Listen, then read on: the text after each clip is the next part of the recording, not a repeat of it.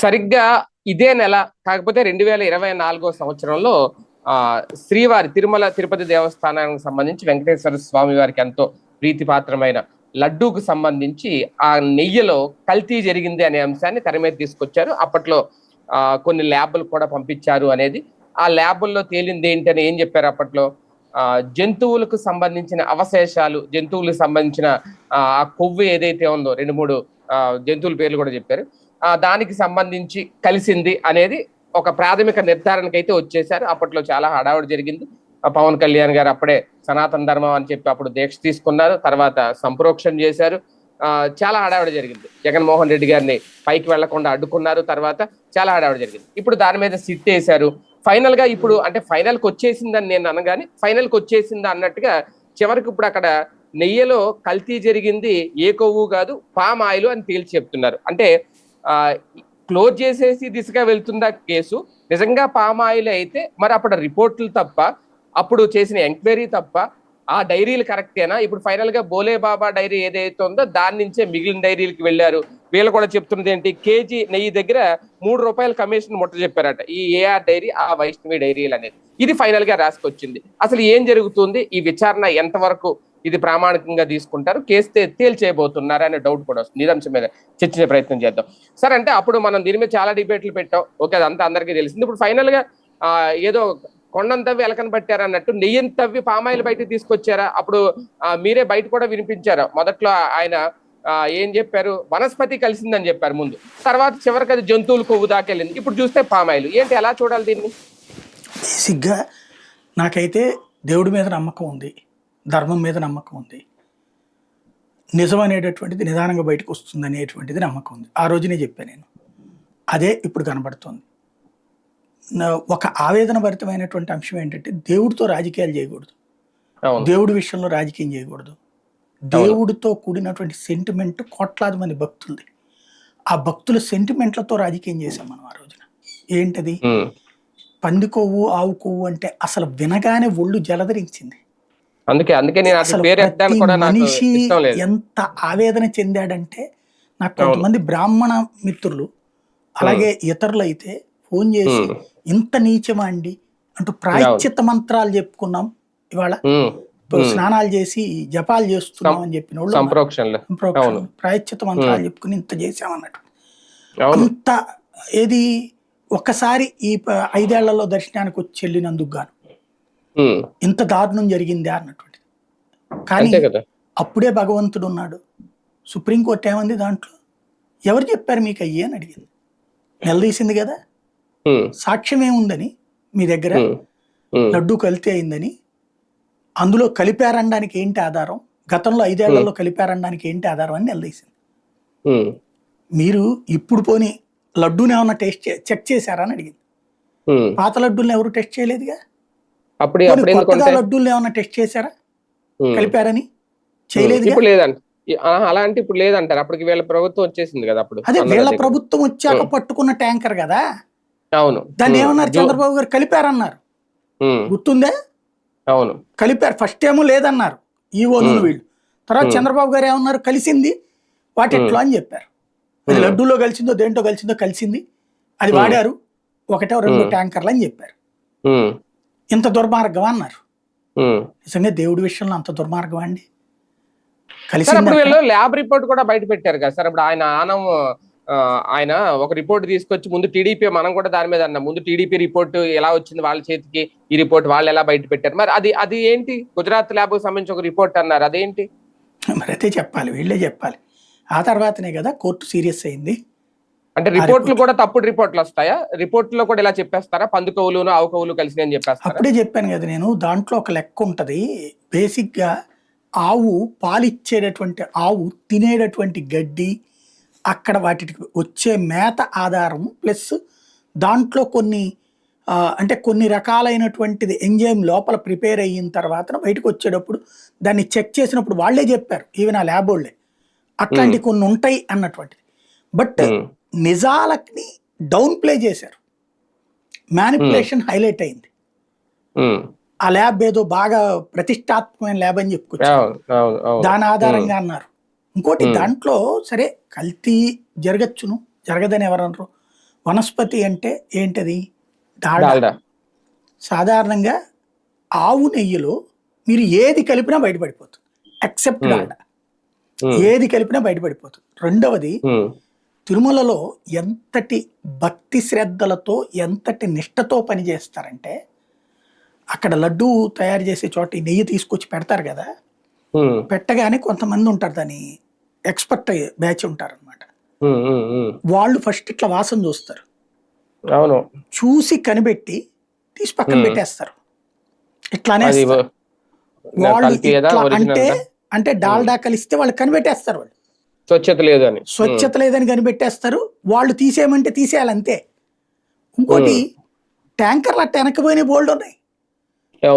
చంద్రబాబు గారి టైంలో ఉన్నాయి, జగన్ గారి టైంలో ఉన్నాయి. అది ఏదైనా కల్తీ ఉంటే ఆ సదరు సంస్థల వాళ్ళు చెయ్యొచ్చు, చెయ్యరు అని ఎవరన్నారు? అది ముందే పసిగడతారు. అక్కడ ముందు టెస్ట్ చేసే సెంటర్ ఉంది తిరుమలలో.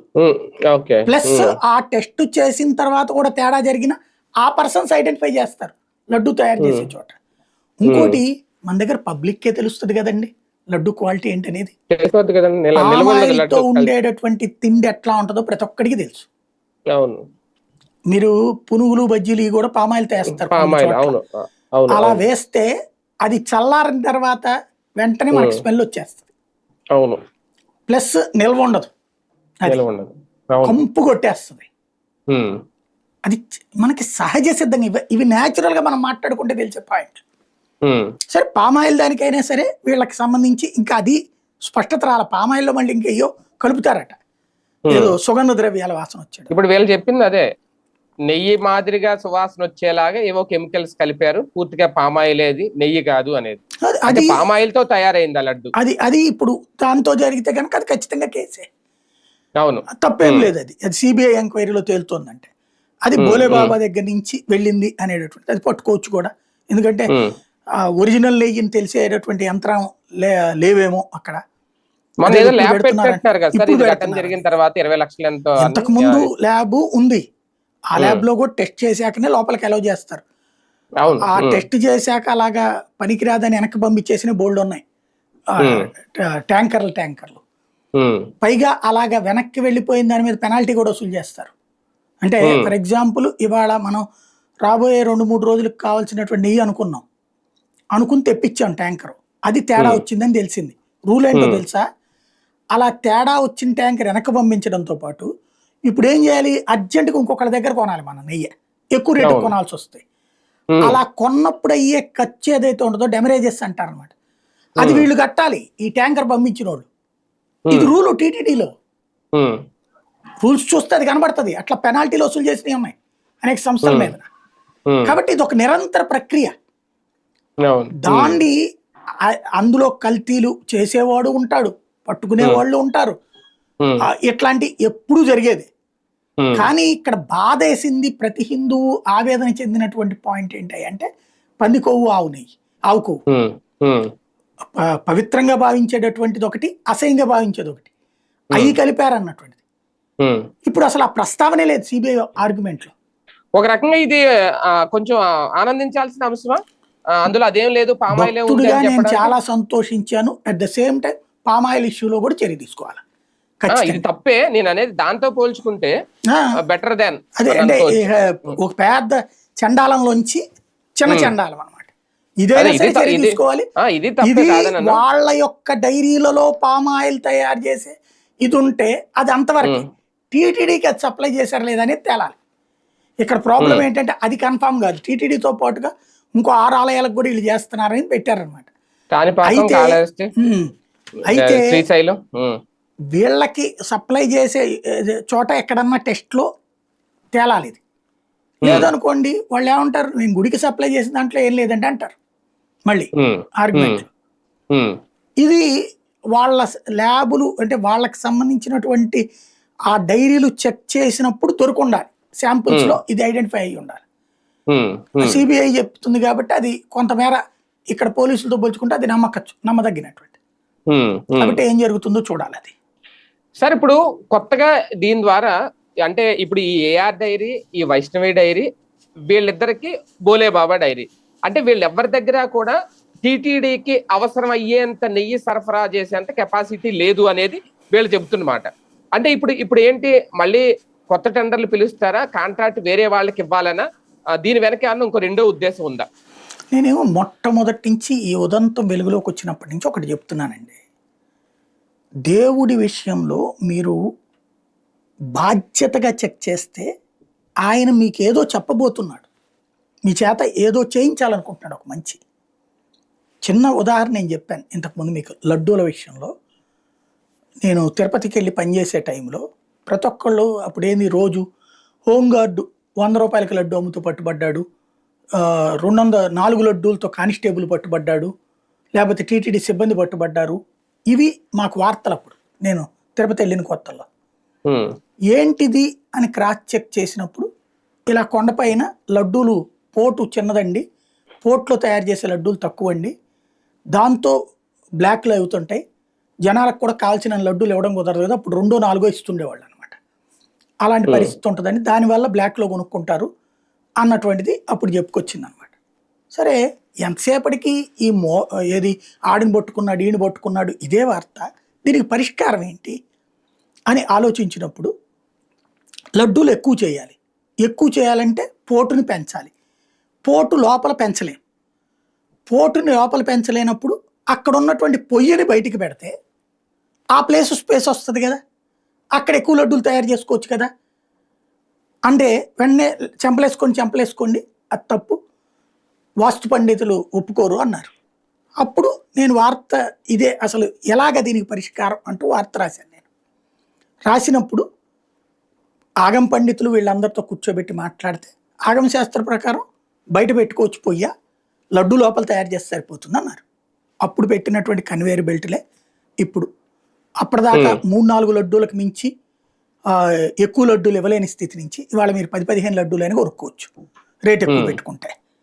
ఇది ఆ రోజున ఇలాగ నాకు ఇదేమన్నా తెలుసా, నేను తిరుపతోడిని కాదు, అక్కడ ఉద్యోగం చేసినోడిని కాదు, అంతకుముందు దర్శనానికి వెళ్ళినోడినే. అక్కడ కొత్తగా వెళ్ళిన నా మనసుకి ఇది థాట్ క్రియేట్ చేసింది ఎవరు? దేవుడు. అదే సందర్భంలో నాకు బాగా ఇప్పటికి కూడా ఆ మహిమలు ఎలా గుర్తుకొస్తుందంటే, ఈ వార్త వేసినప్పుడు కూడా అధికార యంత్రాంగంలో ఏమీ పెద్ద ఇది చైతన్యం మార్పు రాలేదు. అప్పుడు ఒక రిటైర్డ్ ఇంజనీర్, చీఫ్ ఇంజనీర్ నాకు ఫోన్ చేశాడు నా నెంబర్ పట్టుకుని. ఇంతవరకు అది రాసే ధైర్యం ఎవరికి లేదండి, చాలా మంచి పాయింట్ని చెప్పాలి ఇక్కడ మీకు. ఇంకోటి, అక్కడ కనుక పోర్ట్లో అనేక సార్లు ఫైర్ యాక్సిడెంట్లు జరిగినాయి, అది బయటికి పొయ్యి వచ్చి అప్పుడు కాలినటువంటి వచ్చినాయి కూడా తెలుసు కదా మీకు. అందుకని జరిగినాయి కొన్ని మంటలు పైకి లేకపోవటం. అక్కడ సమస్య ఏంటంటే, గ్యాస్ బండ కనుక పేల్తే అక్కడ మూల విరాట్ దగ్గరలో దాకా వచ్చి పడుతుందండి. అంటే అక్కడ మెయిన్ దీని దాకా వస్తుంది, ప్రమాదకరం అది. ఆ ముక్కను నేను రిపోర్ట్ ఇస్తే ఎవరు పట్టించుకోలేదు, నేను చీఫ్ ఇంజనీర్, నేను రిపోర్ట్ ఇస్తేనే నువ్వు ఎవరు పట్టించుకోలేదని చెప్పారు.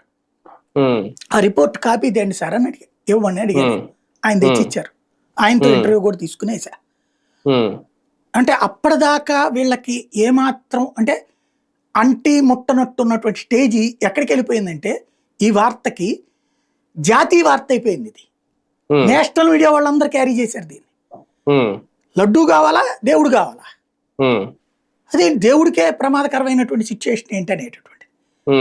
అప్పుడు ఆగమేఘాల కేంద్రం నుంచి స్పెషల్ టీం వచ్చింది వెరిఫై చేయడానికి, సెక్యూరిటీ పర్పస్ కింద. ఇక్కడ వాళ్ళతో మీటింగులు వరుస పెట్టి జరిగితే చివరికి ఖచ్చితంగా పోటెట్లా మార్చుకోవాల్సిందే అంటే ఆగం పండితులు వాళ్ళందరినీ కూర్చోబెట్టి తేల్చింది. ఇందులో నేను అదే అంట, దేవుడు నన్ను ఇన్స్ట్రుమెంట్ గా వాడుకున్నాడు అక్కడ. అంతే, నేనేదో గొప్ప చేశానని చెప్పను ఇప్పటికి కూడా. నాకు అక్కడ చేసిన ప్రతి అంశము కూడా అన్నదానమా లేకపోతే ఇదా నాకేం తెలియదు. గబక్క నేను వెళ్ళినప్పుడు నా మైండ్కి వచ్చేటట్టు, నా దృష్టికి వచ్చేటట్టు చేశారు. నేను అది ఫాలో అప్ చేసి సమస్య పరిష్కరించేదాకా వెంటపడేవాడిని. ఏది ఇప్పుడు అన్నదానంలో టోకెన్లు తీసేయడమా, లేకపోతే మంచినీళ్ళు ఇప్పుడు ఎక్కడికక్కడ పట్టుకోవడానికి ఇవి ఉన్నాయి కదా, అవి పెట్టడమా, లేకపోతే ఆ అన్న ప్రసాద కౌంటర్ రామ్ బగీచే దగ్గర పెట్టారు చూడండి, అట్లాంటివన్నీ ఎందుకు పెట్టరు అనేటటువంటి ఇవన్నీ నేను ఆ రోజున రాసిన వార్తలు, ఆ తర్వాత జరిగిన పరిణామాలు. ఇది భగవంతుడు నన్ను ఆ రోజున వాళ్ళు ఫీల్ అయినప్పుడు సిబ్బంది నేను అదే మొక్క చెప్పా, ఇప్పుడు నేను భక్తుడినే కదా, నేను నాస్తికున్న ఇట్లా రాశాను అనుకో తప్పు. అవును, నేను భక్తుడిని, నువ్వు భక్తుడివే, నువ్వేమనుకుంటున్నావు, నువ్వు చేస్తుంది రైట్ అనుకుంటున్నావు, నువ్వు భక్తుడివే కాబట్టి నిన్ను శిక్షించాలని దేవుడు అనుకోవట్లా, నువ్వు తప్పు తెలుసుకోలేకపోతున్నావు కాబట్టి ఆ తప్పు తెలుసుకునే పని ఇంకో భక్తుడు చేత చేయించాడు. ఇలా ఆలోచించు నువ్వు, అప్పుడు మీరు దీంట్లో కాంట్రడిక్షన్ ఉండదు. మీరు మంచి ఉద్దేశంతోనే ఉన్నా, నేను మంచి ఉద్దేశంతోనే ఉన్నా, మీరు వెళ్తున్న దారిలో ఉన్న తప్పుని నా చేత ఎత్తి చూపించాడు దేవుడు, ఇది అని చెప్పేవాడు నేను. ఇవాళకి నేను అదే నమ్ముతా, భగవంతుడు నా చేతన ఆ పనులు చేయించాను. ఇప్పుడు ఈ విషయంలో కూడా భగవంతుడు వీళ్ళకి ఒక మంచి అవకాశం ఇచ్చారు. ఏంటది? దేశంలో ఆధ్యాత్మికత వాతావరణం పెరగాలని ఒక పక్కన కోరుకుంటూ, హిందుత్వ వాతావరణం పెరగాలని కోరుకుంటూ, ఓ పురాతన సంప్రదాయ వ్యవస్థలో ఒక భాగం పాడి పంట. పాడి అనేటటువంటిది ప్రతి ఇంటికి ఒకప్పటి ఒక వెలుగు. పంటలో నష్టమైతే పాడిలో లాభం వచ్చేది, పాడిలో నష్టమైతే పంటలో లాభం వచ్చేది. తద్వారానే మన తరాలు నడిచినాయి. ఇవాళ ఆ పాడి దూరమైంది, దాంతోనే కల్తీ పెరుగు, కల్తీ పాలు, కల్తీ నెయ్యి, ఈ గొడవ అంతా వస్తుంది.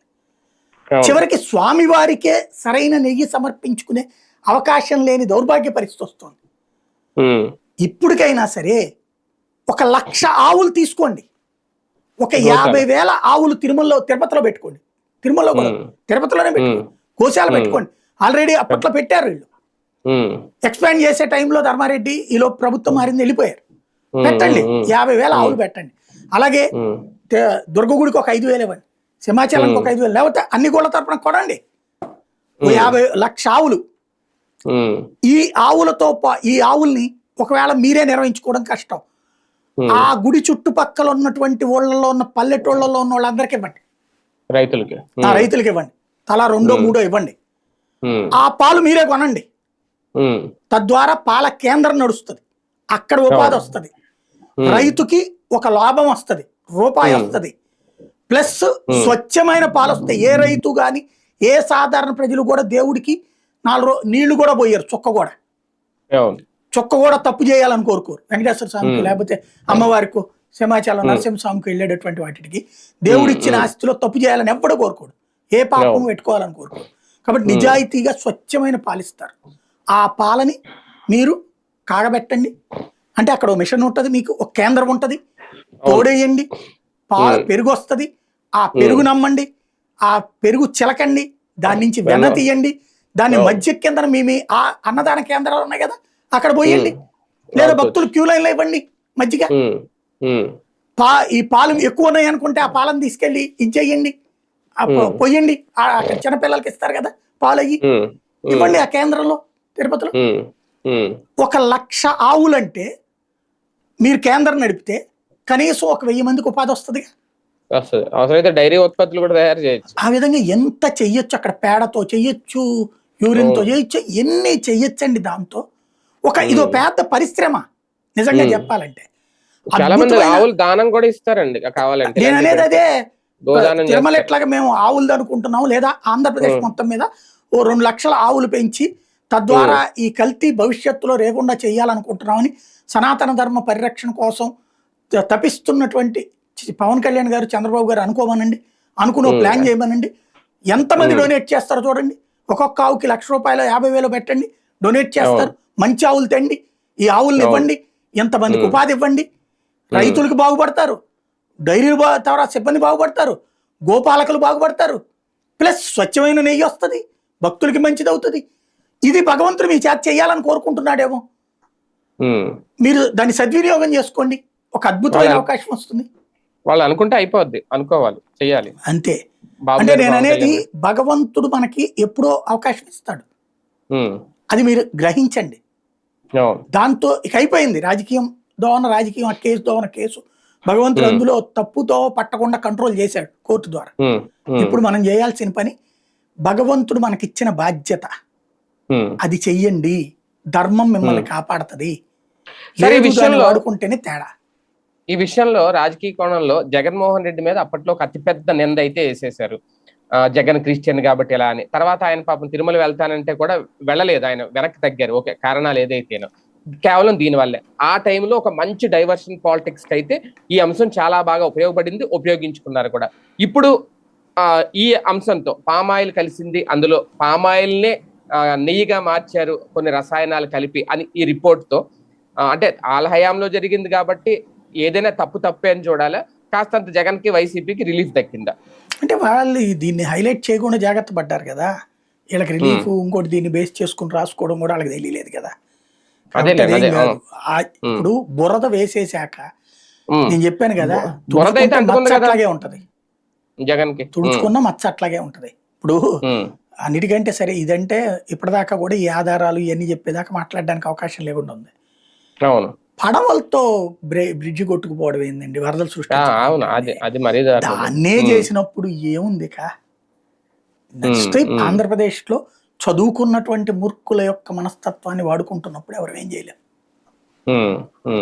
కానీ ఇంకా తేలిపోయింది. ఇప్పుడు ఈ డైరీకి సంబంధించిన డైరెక్టర్ల మీద కేసులు, వాళ్ళకి బెయిల్ ఇవ్వకూడదు అనుకుంటున్నారు. అవసరమైతే కొత్త కాంట్రాక్ట్ ఇస్తారు. అంటే మనం చెప్పిన కాన్సెప్ట్ ఫాలో అవుతారు లేదనేది సెకండరీ. మళ్ళీ కొత్త వాళ్ళకి అవకాశాలు ఇస్తారు, ఇంకంతే జరిగేది అయితే అదే. రైట్ రైట్ చూద్దాం. మొత్తానికి ఇది చిన్న విషయం అనుకోవడానికి ఏం లేదు, చాలా పెద్ద విషయం. అలాగే భక్తుల విశ్వాసాలకి సంబంధించిన అంశం. ఇప్పుడు కాస్తంత రిలీఫ్, ఎందుకంటే పామాయిల్ మాత్రమే కలిసింది, అది కూడా పామాయిల్ ని నెయ్యి కింద మార్చారు అనేది వీళ్ళు ఇచ్చిన నివేదిక చెప్తున్నది. అంటే అది నెయ్యే కాదు అసలు ఒక రకం. అలాగని చెప్పి అందులో జంతు అవశేషాలు వాళ్ళు చెప్పినట్టు ఆ జంతువు కొవ్వు ఈ జంతువు కొవ్వు అని ఉందని అప్పుడు రిపోర్ట్ చెప్పారు. అదైతే ఇప్పుడు తెర మీద తీసుకురాలేదు, అవి లేనట్టు ఒక రకంగా. కానీ అప్పుడు సంప్రోక్షణ చేశారు మొత్తం. పవన్ కళ్యాణ్ గారు కూడా సనాతన ధర్మం పేరుతో దీక్ష కూడా చేశారు, పెద్ద ఇష్యూ నడిచింది. ఇప్పుడు ఫైనల్ గా తేల్చింది ఏంటంటే అది నెయ్యి పేరుతో పామాయిల్ కలిసి లడ్డూని తయారు చేశారు అనేది. దీనికి ఇంకా ఇంతేనా, ముగింపు పలికినట్టేనా? ఇప్పుడు టెండర్లు మార్చి కొత్త వాళ్ళకి ఛాన్స్ ఇస్తారా, ఏం జరుగుద్ది ఏంటనేది ఇంకా చూడాలి.